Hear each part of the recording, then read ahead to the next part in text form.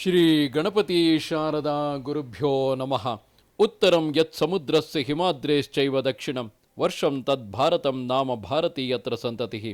ಶ್ರೋತೃಗಳಿಗೆ ಶ್ರೀ ಸ್ಕಾಂದ ಮಹಾಪುರಾಣದ 2ನೆಯ ವೈಷ್ಣವ ಖಂಡದ ಶ್ರೀ ವಾಸುದೇವ ಮಹಾತ್ಮ್ಯದಲ್ಲಿ ವಾಸುದೇವ ದರ್ಶನ ವರ್ಣನವೆಂಬ 17ನೆಯ ಅಧ್ಯಾಯಕ್ಕೆ ಸ್ವಾಗತ. ಸ್ಕಂದನು ಹೇಳುತ್ತಾನೆ, ಎಲೈ ಮುನಿಯೇ, ಆ ನಾರದನು ಏಕಕಾಲದಲ್ಲಿಯೇ ಉದಿಸಿ ಬಂದ ಕೋಟ್ಯಾನುಕೋಟಿ ಸೂರ್ಯರ ಕಾಂತಿಗೆ ಸಮಾನವಾಗಿ ಅತಿ ಶುಭ್ರವೂ ಮಹತ್ತರವೂ ಆದ ಆ ದಿವ್ಯ ತೇಜಸ್ಸನ್ನು ಕಂಡನು. ದಿಕ್ಕುಗಳನ್ನು ವಿದಿಕ್ಕುಗಳನ್ನು ಭೂಮ್ಯಾಂತರಿಕ್ಷಗಳನ್ನು ವ್ಯಾಪಿಸಿಕೊಂಡಿದ್ದ ಆ ತೇಜಸ್ಸಿ ಸಚ್ಚಿದಾನಂದ ಲಕ್ಷಣವುಳ್ಳ ಅಕ್ಷರ ಬ್ರಹ್ಮವೆಂದು ಹೇಳಲ್ಪಟ್ಟಿರುವುದು. ಪ್ರಕೃತಿ ಪುರುಷರಿಬ್ಬರನ್ನು ಅವರ ಕಾರ್ಯಗಳನ್ನು ಯಾವುದು ಎಲ್ಲ ಕಡೆಯೂ ವ್ಯಾಪಿಸಿರುವುದೋ, ಯೋಗದಲ್ಲಿ ಚೆನ್ನಾಗಿ ಸಿದ್ಧಿಯನ್ನು ಪಡೆದಿರುವವರು ವಾಸುದೇವನ ಪ್ರಸಾದದಿಂದ ಷಟ್ಚಕ್ರಗಳನ್ನು ದಾಟಿ ತಮ್ಮೊಳಗಣ ಸಹಸ್ರಾರ ಚಕ್ರದಲ್ಲಿ ಯಾವುದನ್ನು ಕಾಣುವರೋ, ಯಾವುದರ ಬೆಳಕಿನಿಂದ ಬೆಳಕು ಹೊಂದಿ ಸೂರ್ಯ, ಅಗ್ನಿ, ಚಂದ್ರ ಮತ್ತು ನಕ್ಷತ್ರಗಳು ಸರ್ವ ಜಗತ್ತನ್ನು ಬೆಳಗಿಸುವವೋ, ಯಾವುದೋ ಸ್ವಪ್ರಕಾಶವುಳ್ಳದ್ದಾಗಿ ಅಮೃತವಾಗಿರುವುದೋ, ಯಾವುದನ್ನು ಸಾತ್ವತರು ಭಗವಂತನ ನೆಲವಣಿಯಾದ ಬ್ರಹ್ಮಪುರವೆಂದು ಹೇಳುವರೋ, ಯಾವುದರ ಸಮೀಪದಲ್ಲಿ ಕೋಟ್ಯಂತರ ಅರ್ಚಕರು ಸುತ್ತಮುತ್ತ ಬಳಸಿ ನಿಂತಿರುವರೋ, ಬ್ರಹ್ಮ ಶಂಕರರ ಸಮೂಹಗಳು, ಗೋಪಿಯರ ಗುಂಪುಗಳು ಕೈಯಲ್ಲಿ ಕಾಣಿಕೆಯನ್ನು ಹಿಡಿದವರಾಗಿ ಯಾವುದನ್ನು ದರ್ಶನ ಮಾಡಲು ಸಂಭ್ರಮದಿಂದ ಮೇಲೆ ನುಗ್ಗಿ ಬಿದ್ದು ಬರುತ್ತಿರುವರೋ, ಅಂಥ ದಿವ್ಯ ತೇಜಸ್ಸನ್ನು ಆ ನಾರದ ಮುನಿಯು ಕಂಡನು. ಎಲೈ ಮುನಿಯೇ, ಯಾರಲ್ಲಿ ಶ್ರೀಕೃಷ್ಣನಿಗೆ ಅನುಗ್ರಹ ಉಂಟಾಗುವುದೋ ಅವನು ಮಾತ್ರ ಆ ತೇಜೋರೂಪನಾದ ಶ್ರೀಕೃಷ್ಣನನ್ನು ಕಾಣುತ್ತಾನೆ. ಉಳಿದವರು ಆ ತೇಜಸ್ಸನ್ನು ಮಾತ್ರ ಕಾಣುತ್ತಾರೆಯಾಗಲಿ ಅವನನ್ನು, ಅಂದರೆ ಶ್ರೀಕೃಷ್ಣ ಪರಮಾತ್ಮನನ್ನು ಬೇರೆಯಾಗಿ ಕಾಣುವುದಿಲ್ಲ.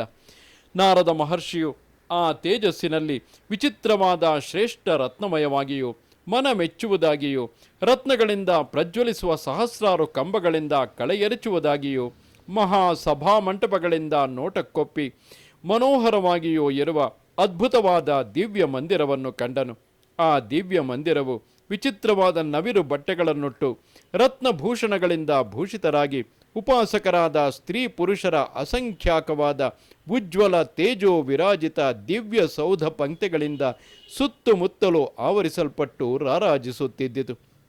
ಮಣೀಂದ್ರ ಸಾರಗಳಿಂದಲೂ ರತ್ನೇಂದ್ರ ಸಾರಗಳಿಂದಲೂ ನಿರ್ಮಿಸಲ್ಪಟ್ಟು ನೋಟಕರ ಮನಸ್ಸಿಗೆ ಆಶ್ಚರ್ಯವನ್ನು ಉಂಟುಮಾಡುವುದಾದ ದಿವ್ಯ ಸಿಂಹಾಸನವನ್ನು ಆ ಭವ್ಯ ಮಂದಿರ ಮಧ್ಯದಲ್ಲಿ ಕಂಗೊಳಿಸುತ್ತಿರುವುದನ್ನು ಆ ಮುನಿಯು, ಅಂದರೆ ನಾರದ ಮುನಿಯು ನೋಡಿ ಪರಮಹರ್ಷಿತನಾದನು.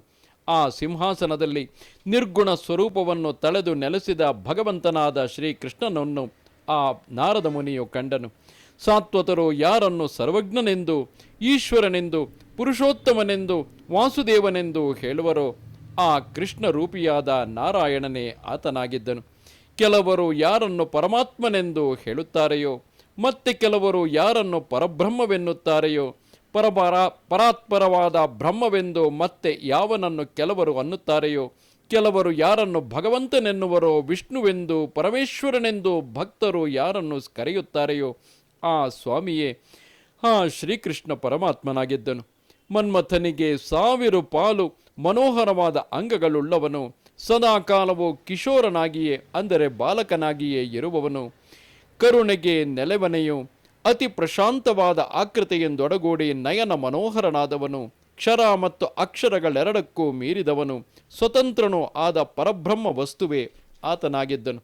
ಆ ಸ್ವಾಮಿಯು ಅನೇಕ ಬ್ರಹ್ಮಾಂಡಗಳ ಸೃಷ್ಟಿ ಸ್ಥಿತಿ ನಾಶಗಳೆಂಬ ಲೀಲೆಯನ್ನು ನಡೆಸುವ ಕಡೆಗಣ್ಣೋಟವುಳ್ಳವನಾಗಿ ಅನೇಕ ಕೋಟಿ ಬ್ರಹ್ಮಾಂಡಗಳಿಗೆ ರಾಜಾಧಿರಾಜನು, ವಿಶ್ವಕ್ಕೆಲ್ಲ ಏಕೈಕ ವಂದ್ಯನು, ನಟವರಿಯನ ವೇಷವನ್ನು ತಳೆದು ಕಂಗೊಳಿಸುವವನು ಆಗಿದ್ದನು. ಅನರ್ಘ್ಯವೂ ದಿವ್ಯವೂ ಆದ ಉತ್ತಮ ಪೀತಾಂಬರವನ್ನು ಧರಿಸಿ ಅನೇಕ ಶ್ರೇಷ್ಠ ರತ್ನಗಳಿಂದ ಮಾಡಿದ ಭೂಷಣಗಳಿಂದ ಭೂಷಿತನಾಗಿ ಹೊಸ ಮುಗಿಲಿಗೆ ಸಮಾನವಾದ ನೀಲವರ್ಣವುಳ್ಳವನಾಗಿ ಕಿವಿಗಳಲ್ಲಿ ಹೊಳೆಯುವ ಮಕರ ಕುಂಡಲಗಳನ್ನು ತಳೆದು ಆ ಪರಮಾತ್ಮನು ಕಂಗೊಳಿಸುತ್ತಿದ್ದನು. ಆ ದೇವದೇವನು ತನ್ನ ಅಂಗಗಳಿಂದ ಹೊರಹೊಮ್ಮುವ ಬಹುದೊಡ್ಡದಾದ ತೇಜೋರಾಶಿಯಿಂದ ಆವರಿಸಲ್ಪಟ್ಟಿರುವ ಕಾರಣದಿಂದಲೇ ಬಿಳಿಯ ಬಣ್ಣದವನೆಂದು ಹೇಳಲ್ಪಡುವವನು. ಮಹಾರತ್ನಗಳ ಸಾರದಿಂದ ಪ್ರಜ್ವಲಿಸುವ ಉತ್ತಮ ಕಿರೀಟವನ್ನು ಧರಿಸಿರುವವನು, ಶರತ್ಕಾಲದ ಕೆಂದಾವರೆಯ ದಳದಂತೆ ಎಸೆಯುವ ಮನೋಹರವಾದ ನೇತ್ರಗಳುಳ್ಳವನು ಆಗಿದ್ದನು.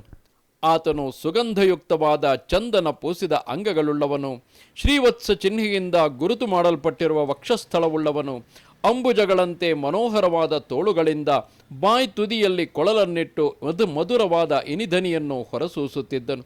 ಆ ಪರಮಾತ್ಮನು ಜಯೆ, ಸುಶೀಲೆ, ಲಲಿತೆ ಮುಂತಾದ ಸಖಿಯರ ಸಮೂಹದಿಂದಲೂ, ರಾಧೆಯೊಡಗೂಡಿದ ರಮೆಯಿಂದಲೂ, ಸತ್ಯಭಾಮೆ, ಕಾಲಿಂದಿ, ಜಾಂಬವತಿಯರೇ ಮೊದಲಾದವರಿಂದಲೂ ಸೇವೆಗೊಳ್ಳುತ್ತಿದ್ದನು. ಧರ್ಮಾಭಿಮಾನಿ ದೇವತೆ, ಅಖಿಲ ವೇದಗಳು, ಷಡ್ಗುಣೈಶ್ವರ್ಯಗಳು, ಜ್ಞಾನಾದಿಗಳು, ಮೂರ್ತಿಗಳನ್ನು ಧರಿಸಿ ಬಂದಿರುವ ಅನೇಕ ಸ್ವಂತ ಆಯುಧಗಳು ಮೊದಲಾದ ಬದ್ಧಾಂಜಲಿ ಪುಟರಾದ ಸಮಸ್ತರಿಂದಲೂ ಆ ವಾಸುದೇವನು ಸೇವಿಸಲ್ಪಡುತ್ತಿದ್ದನು. ಮಸಾರ ಅಂದರೆ ಪಚ್ಚೆ, ಮಾಣಿಕ್ಯ, ಸುವರ್ಣಗಳ ವರ್ಣವುಳ್ಳವರು, ಬಿಳಿಯ ಬಣ್ಣವುಳ್ಳವರು, ಚಕ್ರ, ಗದೆ, ಪದ್ಮ, ಶಂಖಗಳನ್ನು ಧರಿಸಿ ಮೆರೆಯುವ ತೋಳುಗಳುಳ್ಳವರು ಆದ ನಂದ ಸುನಂದರೇ ಮೊದಲಾದ ಪಾರ್ಶ್ವದ ಶ್ರೇಷ್ಠರು ಆ ಭಗವಂತನನ್ನು ಉಪಾಸಿಸುತ್ತಿದ್ದರು. ಗೋಪವೇಷವನ್ನು ಧರಿಸಿ ಬಾಹುದ್ವಯಭೂಷಿತರಾಗಿ ಭಕ್ತಿಯಿಂದ ಬಾಗಿ ನಿಂತಿರುವ ಶ್ರೀಧಾಮನೇ ಮೊದಲಾದ ಅನೇಕ ಭಕ್ತರಿಂದಲೂ, ಗರುಡನಿಂದಲೂ, ಎದುರುಗಡೆಯಲ್ಲಿಯೇ ತಲೆ ತಗ್ಗಿಸಿ ನಿಂತ ಮೂರ್ತಿಮತ್ತುಗಳಾದ ಅಷ್ಟೈಶ್ವರ್ಯಗಳಿಂದಲೂ ಆ ಪರಮಾತ್ಮನು ಉಪಾಸಿಸಲ್ಪಡುತ್ತಿದ್ದನು.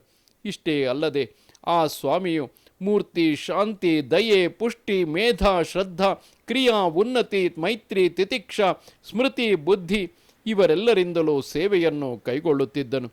ನಾರದ ಮುನಿಯು ಇಂತಹ ಅತ್ಯದ್ಭುತ ಮಹಿಮನಾದ ದಿವ್ಯ ಮೂರ್ತಿಯುಳ್ಳ ಆ ಕೃಷ್ಣ ಭಗವಂತನನ್ನು ನೋಡಿ ಆ ರೂಪದ ಸೌರಭ್ಯದಿಂದ ಇಂದ್ರಿಯಗಳೆಲ್ಲವೂ ಸೆಳೆಯಲ್ಪಟ್ಟವನಾಗಿ ಆನಂದ ಬಾಷ್ಪಬುಕ್ಕಿ ಕಣ್ಣೋಟವನ್ನು ಅಡ್ಡಗಟ್ಟಿರಲು ಪ್ರೇಮ ಭರದಿಂದ ರೋಮಾಂಚಗೊಂಡು ಸುಖ ಸಂಪೂರ್ಣನಾದನು. ತರುವಾಯ ಆತನು ಆ ಭಗವಂತನಿಗೆ ದಂಡವತ್ತಾಗಿ ನಮಸ್ಕಾರ ಮಾಡಿ ಪ್ರೇಮದಿಂದ ಕಳವಳ ಹೊಂದಿ ಕೈ ಮುಗಿದುಕೊಂಡು ಆ ಪ್ರಭುವಿನ ಮುಖವನ್ನೇ ನೋಡುತ್ತಾ ನಿಂತುಬಿಟ್ಟನು. ತನ್ನನ್ನು ನೋಡಬೇಕೆಂದು ತಾನೇ ಪ್ರೇರಣೆ ಮಾಡಿ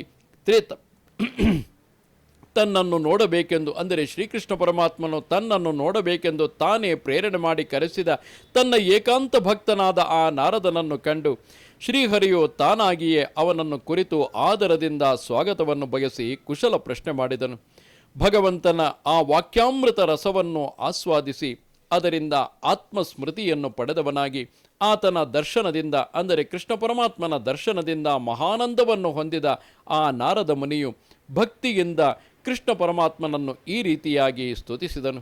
ನಾರದನು ಸ್ತುತಿಸುತ್ತಾನೆ, ಶ್ರೀಕೃಷ್ಣ, ಭಗವಂತ, ನಾರಾಯಣ, ಜಗತ್ಪ್ರಭು, ವಾಸುದೇವ, ಅಖಿಲಾವಾಸ ಅಂದರೆ ಎಲ್ಲೆಡೆಯೂ ಇರುವವನೇ, ಏಕಾಂತ ಭಕ್ತರಿಗೆ ಯಾವಾಗಲೂ ವಲ್ಲಭನಾಗಿರುವವನೇ, ನಿನಗೆ ಜಯವಾಗಲಿ.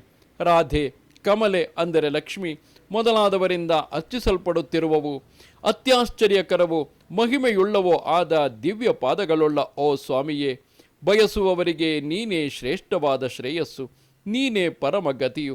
ಎಲೈ ಹರಿಯೇ, ನಿತ್ಯರಾದ ಆತ್ಮರಿಗೆ ನೀನು ನಿತ್ಯಾತ್ಮನು, ಚೇತನಕ್ಕೆ ಚೇತನನು, ಕ್ಷರ ಮತ್ತು ಅಕ್ಷರಗಳೆಲ್ಲಕ್ಕಿಂತಲೂ ಶ್ರೇಷ್ಠನಾದವನು, ನೀನೇ ಪರಬ್ರಹ್ಮವು. ನಿನ್ನಲ್ಲಿ ಪರಮ ಭಕ್ತಿಯುಳ್ಳ ಮಾನವರಿಗೆ ಪರಿಶುದ್ಧಿಯೂ ಸಿದ್ಧಿಯೂ ಉಂಟಾಗುವ ಹಾಗೆ ತಪಸ್ಸೆ ಮೊದಲಾದ ಇತರ ಸಾಧನಗಳಿಂದ ಉಂಟಾಗುವುದಿಲ್ಲ. ಎಲೈ ಸಜ್ಜನರೊಡೆಯನೇ, ಮೋಕ್ಷಾಪೇಕ್ಷಿಗಳ ಹೃದಯದಲ್ಲಿ ನೆಲೆಸಿದ ಮಹತ್ತಾದ ಗಾಢಾಂಧಕಾರವನ್ನು ತಕ್ಷಣವೇ ಪರಿಹಾರ ಮಾಡಲು ನಿನ್ನ ಪಾದಗಳಿಂದ ಹೊರಸೂಸುವ ದಿವ್ಯವಾದ ಬೆಳದಿಂಗಳೊಂದೇ ಸಮರ್ಥವಾಗಿರುವುದು. ಯಜ್ಞಗಳ ಮೂಲಕ ಆರಾಧಿಸಲ್ಪಡಬೇಕಾದವನು ನೀನೇ, ಉಪಾಸನೆ ಮಾಡಬೇಕಾದವನು ನೀನೇ, ತಿಳಿಯಬೇಕಾದವನು ನೀನೇ, ಸರ್ವ ಕಾರಣಗಳಿಗೂ ಕಾರಣನಾದವನು ನೀನೇ. ಓ ಭಗವಂತ, ಹೀಗೆಂದು ಸರ್ವ ವೇದಗಳಿಂದಲೂ ನೀನೇ ನಿರೂಪಿತನಾಗಿದ್ದೀಯೆ. ನಿನ್ನ ಒಂದೊಂದು ರೋಮಕೂಪದಲ್ಲಿಯೂ ಯಾವ ಶುಭ್ರ ತೇಜಸ್ಸು ನೆಲೆಸಿರುವುದೋ, ಶಾಂತವೋ ಆನಂದರೂಪವೋ ಆಗಿರುವ ಆ ತೇಜಸ್ಸೇ ಕೋಟಿ ಚಂದ್ರರ ಪ್ರಭೆಗಿಂತಲೂ ಅಧಿಕವಾಗಿರುವುದು.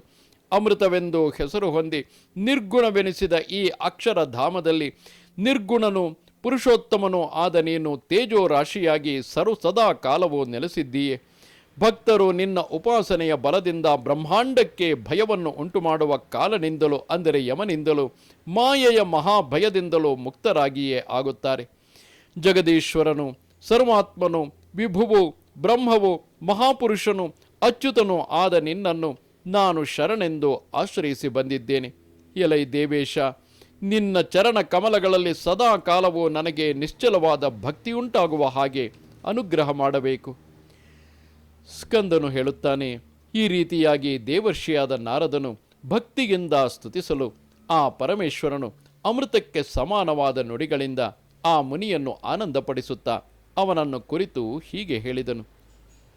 ಇಲ್ಲಿಗೆ 81,000 ಶ್ಲೋಕಗಳ ಸಂಹಿತೆಯೆಂದು ಪ್ರಸಿದ್ಧವಾದ ಶ್ರೀ ಸ್ಕಾಂದ ಮಹಾಪುರಾಣದ 2ನೇ ವೈಷ್ಣವ ಖಂಡದ ಶ್ರೀ ವಾಸುದೇವ ಮಹಾತ್ಮ್ಯದಲ್ಲಿ ವಾಸುದೇವ ದರ್ಶನ ವರ್ಣನವೆಂಬ 17ನೆಯ ಅಧ್ಯಾಯವು ಮುಗಿದುದು.